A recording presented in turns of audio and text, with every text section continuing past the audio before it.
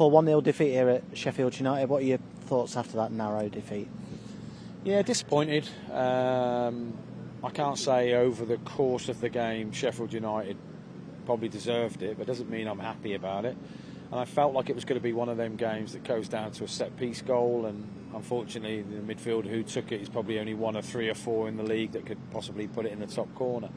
I'm not too sure my goalkeeper deserved it. So, yeah, I thought for large periods of the game we went toe-to-toe pretty well. We created a couple of chances first half, obviously at the post, but second half we didn't create enough. And I think, obviously Sheffield United put the tight screws on us, so to speak, and credit to them. They're a very good team full of very good players, but I thought our lads defended well, put their bodies on the line, but we didn't really create enough. And only after did they score then, we had to try and give them different questions to answer, really. We changed the shape, we changed a few of the players because, I always ask the lads to gas out, and there were some tired bodies out there. So, overall pleased and proud, but obviously disappointed. And I know it's a results business before some genius says it, but I just felt that one opportunity second half would have been a cracker. If Marcus could have found Cade and clean through, I'd back my house on Cade and putting it in, and the 1-1 would have been fitting, and it would have changed the atmosphere in here. But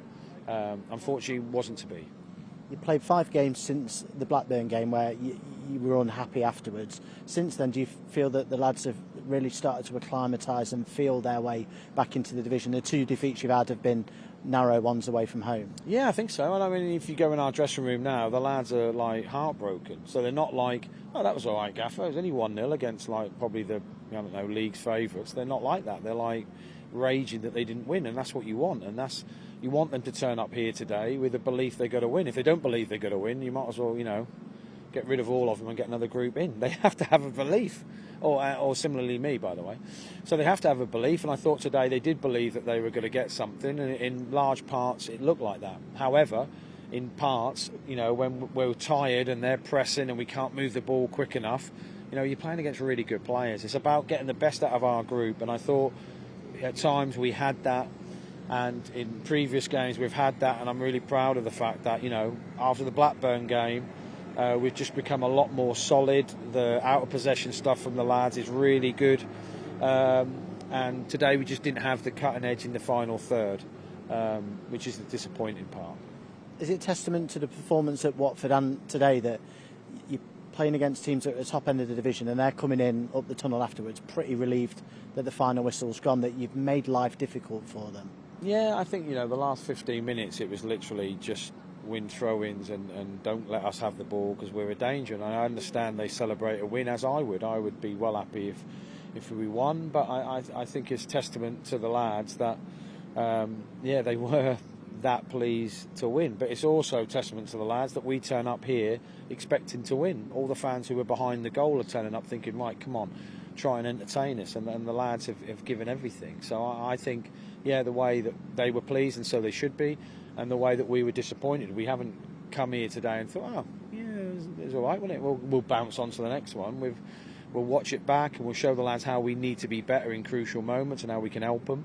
But we look at our wounds, but we're not embarrassed. We're not embarrassed by the performance. The lads, to the man, really give everything they've got. So I can't leave here disappointed with them. How's Callum Elder? He came off with his head down midway through the second half. Yeah, his groin's tight. When the lad chopped him up, when they had the penalty claim, I think he felt it, and then he waved to the bench. So obviously we tried to make the sub as soon as we could and get him off as soon as we could. But when I shook his hand when he walked past me, I went, "You all right?" And he sort of went, "No." I can tell by the way lads answer. There's different no's. That was a no of he's tweaked something. So unfortunately, it's another one who we might be missing for a bit of time. I know you spoke earlier in the week about the 400 games in management, 2-year anniversary of yourself and the USCV coaching staff joining tomorrow.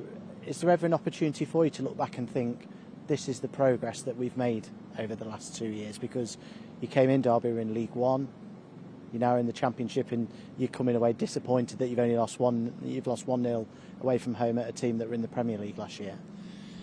Yeah, a little bit. I mean, in fairness, I could play Man City. I'd be disappointed I lost. But you're right. I mean, they have made some phenomenal signings, and at times we did quieten them down. So I'm really proud of the group. I'm Really proud of my coaches because how tireless they work, and my analysts, and my fitness coaches, and all that. And I'm really proud of making 400 games. But what gives me a great spirit about the whole thing is like all the people who have touched my life since I've been a manager. You know, the players that have, you know, sacrificed and worked hard, and the coaches that have gone beyond to enable me to get 400 games. So, and I'm really proud of how the club's going. I am. Like, we leave here today and we're disappointed we lost 1-0 to, like you say, an ex-Premier League club. I don't know how much money they spent in the summer, and I'm not, you know, dissing them for that. If I had it, I'd spend it, wouldn't I? So, in due respect, and they've signed very good players. But you've got Kiefer Moore, Premier League player. Obviously, I'm biased, but who's had a great career, plays for Wales. Cash, who's like 2 foot smaller than him, competed brilliantly with him today. You know, you've got Burrows, who is arguably the most, you know, he definitely is the quickest left back in the league. They paid, you know, 3-4 million for him at Peterborough. He didn't really get a look in today. So there's a lot of brilliant things about this team, and you know, and that is due to all the hard work that goes in on them. And I'm really proud to be part of it. I am, because it's my team, my boys, my men who go out and try and perform for the fans who kindly came and kindly clapped them off. So yeah, I'm really proud of, you know, everybody who has, you know, been a ledge.